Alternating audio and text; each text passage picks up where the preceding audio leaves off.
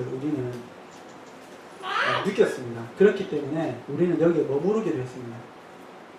근데 이게 저희들에게는 그렇게, 특히 우리 아내에게는 그렇게 쉬운 일은 아니었습니다. 왜냐하면은 그 아내가 학교에서 영어로 공부를 해야 되는데 영어에 대한 트라우마가 좀 많이 있잖아요. 그래서 학교를 다니면서 그렇게 영어로 과제물을 제출해서 내고 시험에 통과하고 하는 것이 정말 많은 스트레스였어요. 아내뿐만 아니라 저에게도 굉장히 스트레스였어요. 왜냐하면 제가 퇴근하고 집에 돌아오면 그 숙제를 같이 해야 돼요. 근데 이제 숙제의 난이도가 굉장히 높기 때문에 아내가 하는 게 아니라 사실 제가 하는 거예요. 그러니까 이제 이거를 내가 이거 왜 해야 되나? 나는 지금 일하고 와서 피곤한데 이거를 내가 해야 되나 하면서 사실 많이 싸웠습니다. 그런 부분이 있기 때문에. 그리고 아내는 막 울고불고 한국 간다고 내가 한국 가면 이 수모를 안 겪어도 되나, 왜 이 영어 때문에 내가 이 일을 겪어야 되나 이러면서 그렇게 저희한테 그렇게 하나님께서 말씀하셨는데 그게 그렇게 쉽게 평탄하게 흘러가진 않았거든요. 처음에는. 그 이후에는 저희가 이제 저도 많이 내려놓고 아내도 많이 내려놔서 좀 편안하게 그걸 다 하고 결국에는 그걸 다 완료했어요. 네. 그래가지고 서티피케이트도 받았거든요. 그래서 그 유학원에서 참 대단하다. 진짜 다른 사람들 굉장히 많은데 다 합격 못하고 그런데 영어도 그렇게 잘 안 되는데 그걸 다 합격해가지고 진짜 정말 대단하다 이렇게 했었거든요. 저희가 그렇게 했던 이유는 하나님의 뜻이 저희가 여기 있는 것이 하나님의 뜻이었다고 그렇게 저희는 믿었기 때문입니다. 그때 아내 유학원 담당자가 그렇게 많이 얘기했었어요. 왜 굳이 그 스트레스를 받으면서 학비도 계속해서 내야 되는데 시간 낭비, 돈 낭비, 스트레스 받고 왜 그렇게 하냐, 한국에 빨리 가라 이렇게. 그 사람은 그 사람 나름대로 세상적인 방법으로 좋은 길을 우리에게 제시를 해준 거였죠. 근데 우리가 이렇게 8개월이 지나서 그때 할 수 있는 그 결정을 지금 하기로 마음먹었잖아요. 그래서 아내가 이제 한국으로 들어가잖아요. 다음 주 금요일날. 그런데 그 유학원 사람이 그렇게 얘기하는 거예요. 왜 그래? 진작에 내 말대로 하지 뭐로 그렇게 힘든 길을 스스로 갔냐, 그렇게 이야기했는데 저희 아내가 이렇게 이야기했어요. 우리는 하나님을 믿는 사람들입니다. 그렇기 때문에 하나님께서 인도하시는 대로 결정합니다. 아멘. 하나님께서 그때는 아니었지만은 지금 한국으로 가는 것이 하나님의 뜻이라고 우리는 받았기 때문에 그렇게 합니다. 이렇게 얘기했거든요. 그러니까 그 사람이 할 말이 없는 거죠. 우리는 세상의 방식대로 하지 않고 하나님의 방식대로 합니다. 이렇게 얘기하는데 그 사람이 할 말이 없는 거예요. 그리고 아내가 이야기한 대로 그 8개월이라는 시간이 우리에게 굉장히 이곳에서 필요했던 시간이었던 것 같습니다. 특별히 에스더 우리 아내에게는 저희 아내는 신앙의 연수가 굉장히 짧은데 저를 만나가지고 하나님의 계시로 이렇게 목사 아내가 됐는데 그 신앙의 성숙함 그리고 그런 체질을 만들어서 한국에 가야지 자기가 그 한국에서 유혹이 오고 또 사람들과 만나고 할 때 그런 것을 이겨낼 수 있고 내 안에 계신 성령님으로 그렇게 그 사람들을 커버할 수 있는데 지금 이 모습대로 갔으면 제가 생각해도 그렇거든요. 많이 싸우고 많이 힘들었을 거예요. 근데 하나님께서 그 8개월이라는 시간 동안 정말 믿음을 정말 많이 키우셨어요. 성경 보고 말씀 볼 수 있는 그런 시간도 정말 많이 주셨고요.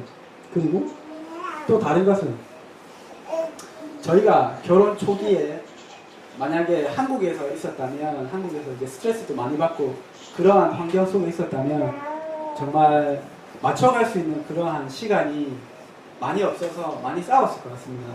저희가 이 목사님들께 싸울 때마다 와서 조언도 구하고 그러면서 원활한 나름대로 원활한 그런 결혼 생활, 결혼 초기 생활을 여기서 하나님께서 예비해 두신 것 같아요.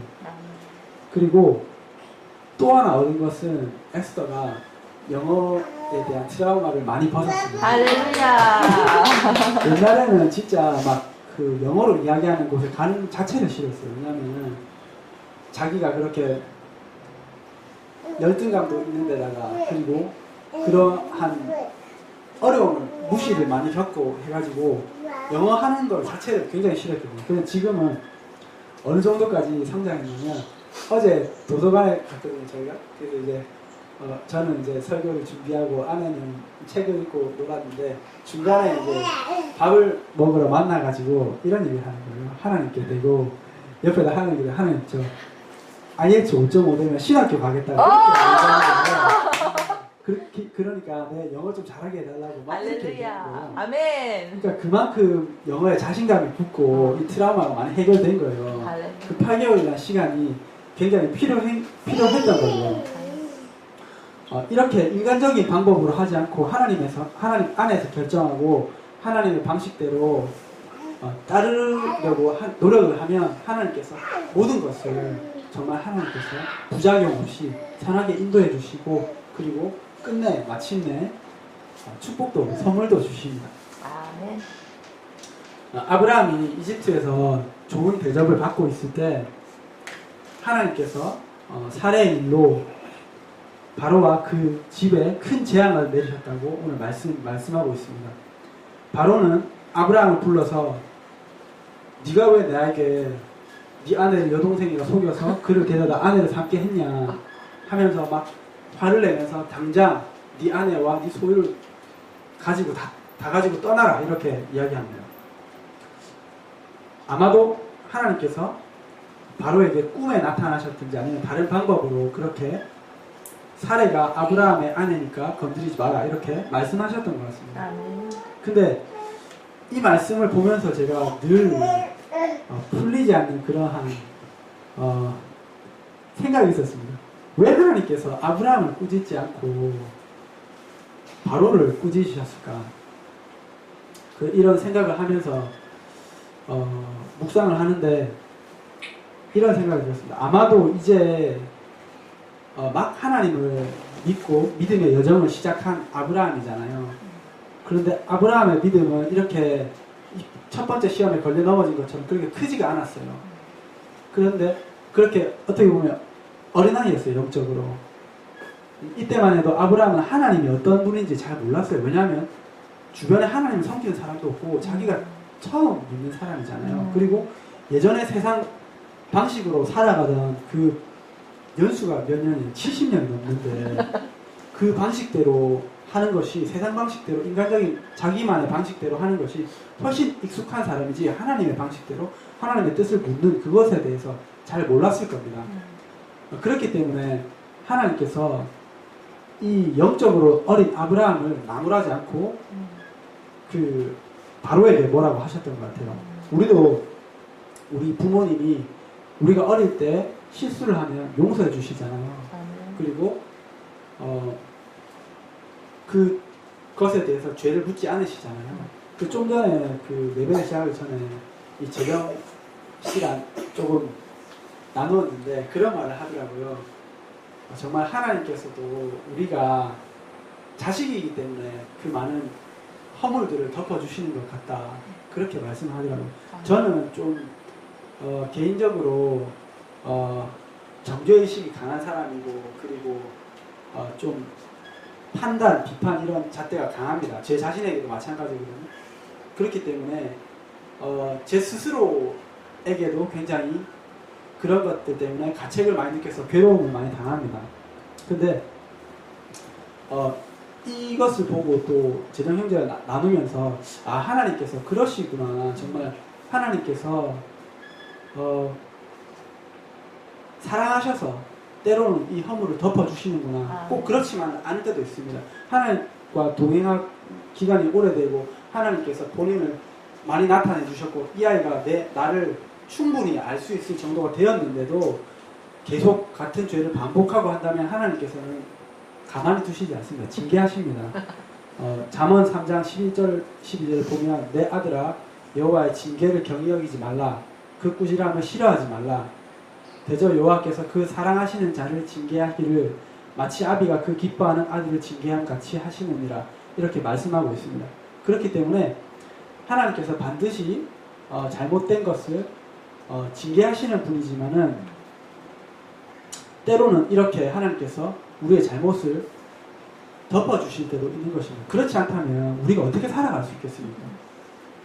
영적으로 어리. 네. 그리고 아브라함이 하나님께 직접 징계를 듣지 않았지만은 아무 말 없이 그 자기가 만들어 놓은 그 메스를 다 치워주실 때 그 아브라함의 마음이 어땠을까요? 하나님을 더 바라보면서 진짜 더 깊이 반성하게 되고 하나님의 사랑을 더 깊이 느꼈을 것 같습니다. 우리가 잘못했을 때 부모님이 아무 말씀 안 하시고 다 뒤처리해 주시면 괜히 더 불안하고 더 회개하게 되고 막 그런 경험이 있잖아요. 아마도 그랬던 것 같습니다. 더 나아가서 보면 하나님께서 또 감사하게도 이 아브라함의 삶에 이때 개입하셔서 이 아브라함이 버려놓은 문제들을 다 해결해 주십니다. 아브라함의 믿음이 없어서 저질러 놓은 문제들이지만은 하나님께서 아브라함의 믿음을 키워서 믿음의 선조로 만들어 가지고 그 후손들 이 온 세계 사람들을 구원할 온 세계 사람들에게 복을 주실 그 계획이 있으셨기 때문에 하나님께서 이렇게 개입해 주셨습니다. 하나님께서 이렇게 우리들의 삶의 문제들을 개입해 주시고 해결해 주시는 것은 때로는 우리를 통해서 하나님께서 하시고자 하는 그 일들이 있기 때문에 그런 것도 같습니다. 아멘.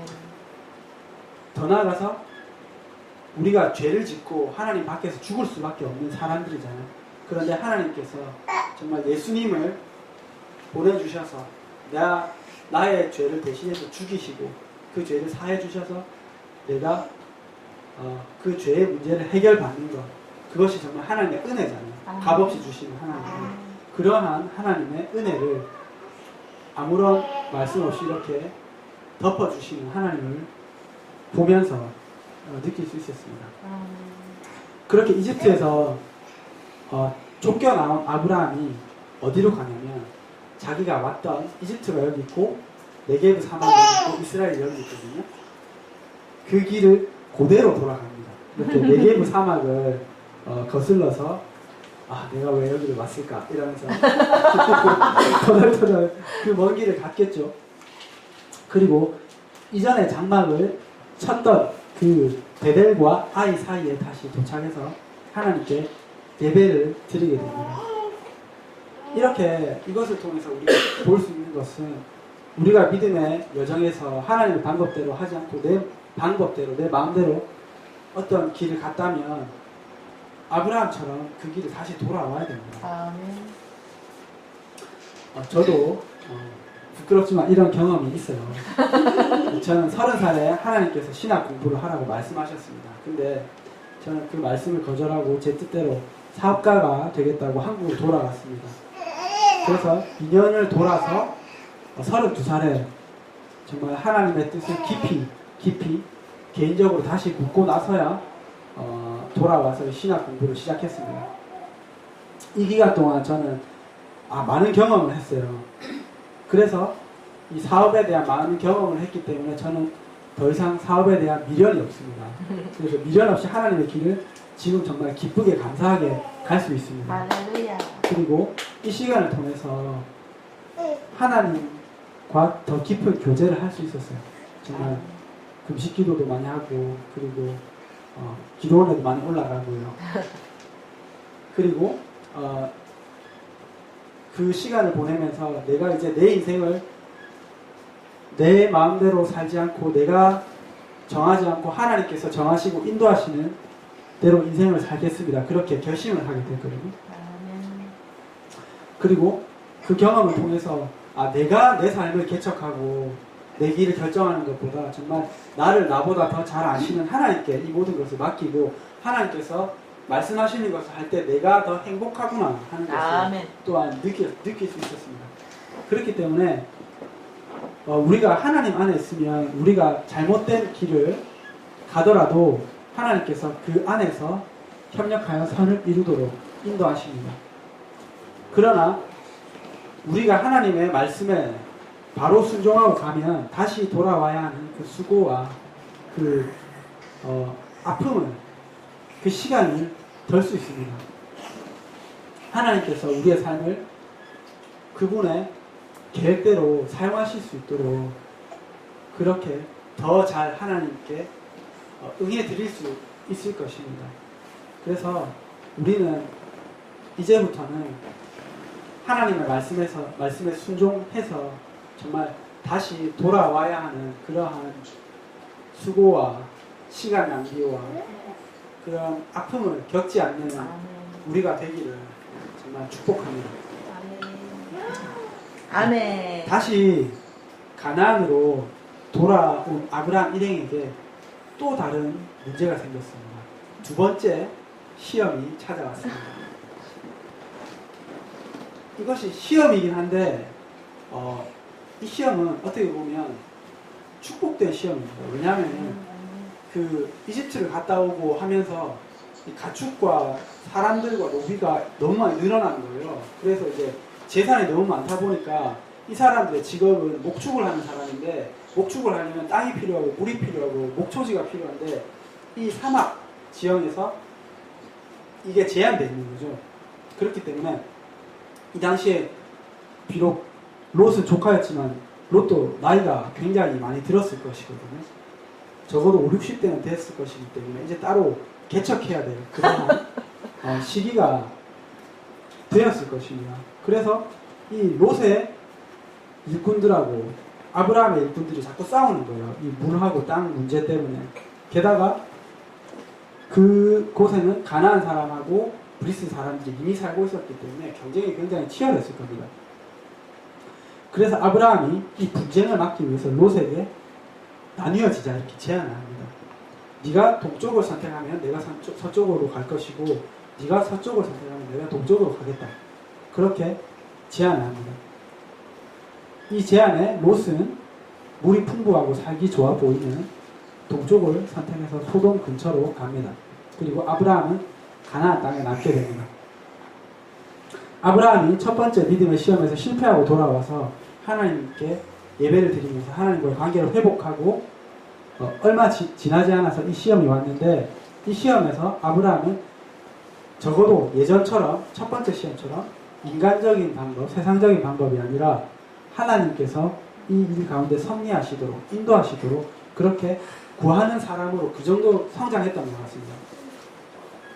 그래서 땅의 결정권을 자기가 취하지 않고 자기가 얼마든지 취할 수 있는 위치에 있었을 거예요.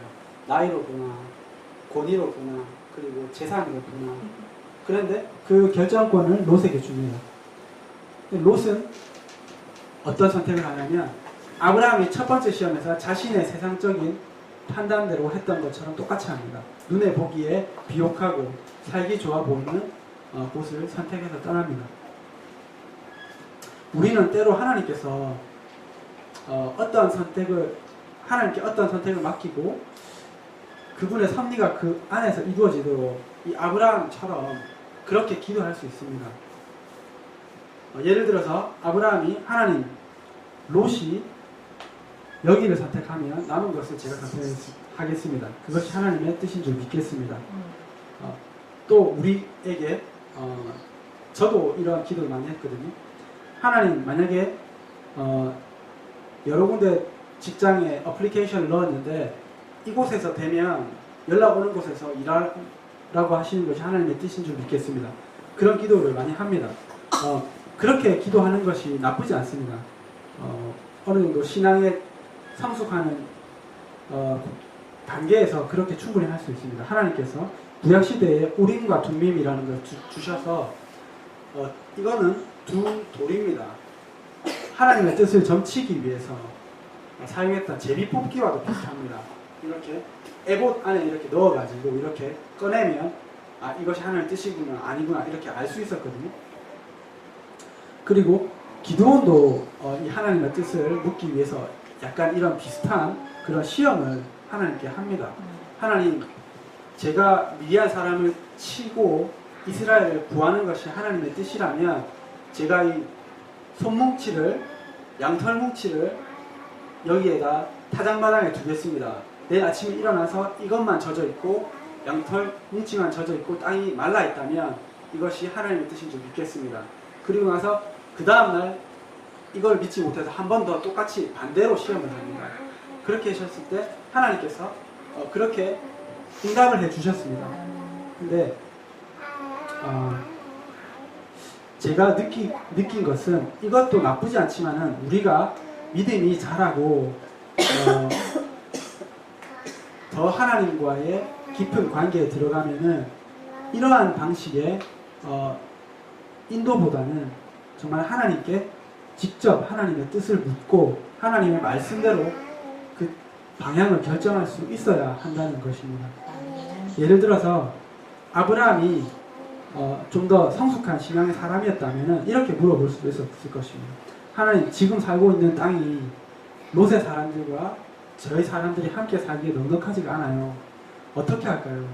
롯이 이제 나이도 많고 하는데 나뉘는 게 하나님의 뜻입니까? 아니면 함께 있기를 원하십니까? 그렇게 하나님께 물어보았을 수도 있을 것입니다.